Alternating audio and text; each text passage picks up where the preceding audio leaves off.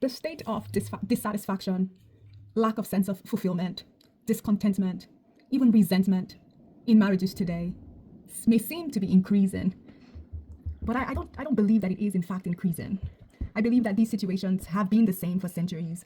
We're just a little bit more vocal, more aware, and more motivated to do something about those feelings. And yes, there's rising divorces, separation, people living in unhappiness, and just carrying this weight around.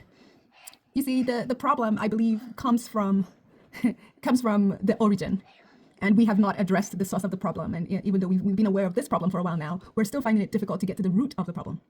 And I believe, and this is not a novel idea or something that I came up all by myself, but I just want to reemphasize that the problems that we face in marriage have to do with the thoughts and the ideas that we bring into marriage. And I'm not saying that it's the fault of the single people or the unmarried people. It's just that society and culture and ideas out there are telling us the wrong things about what marriage is and what role marriage should play in our lives. And we're bringing all that wrong ideas, wrong notions into marriage and then becoming unfulfilled or unsatisfied by what marriage ends up being. Like it doesn't meet the expectation because we were given the wrong expectation.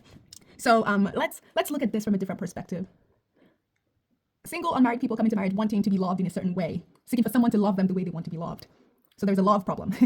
And a lot of people say, oh, if you have enough self-love, then marriage is easier because you love yourself and then you're not needing someone to come complete you or fill you in the way that they probably are unable to. So yes, that's correct. We need to love ourselves enough that when we come into marriage, we're not needing someone else to fill a space in us that only us can fill.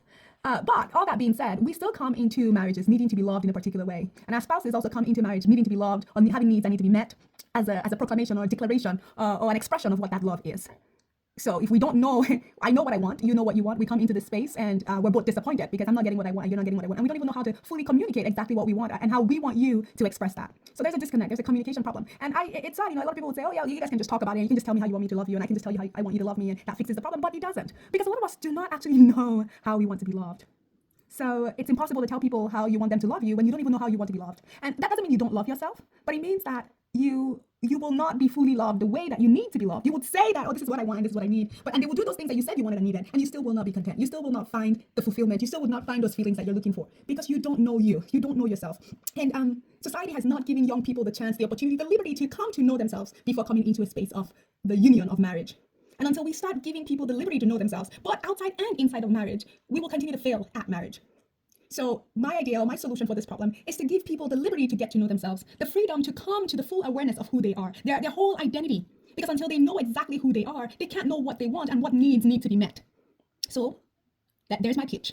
Please give young people the chance to come to a full awareness of themselves. Please give married people the chance to individually or collectively come to know themselves and allow them the space to say, hey, I thought this was who I am, but maybe not. Maybe that's different. And until we start doing these things as individuals, as communities, as families, as friends, as loving neighbors, as a shoulder to cry on, an ear to listen, until we start giving people that permission, that space and freedom, we will not get to the root of the problem of marriage and we will not even begin to solve them. Thank you. Happy Sunday.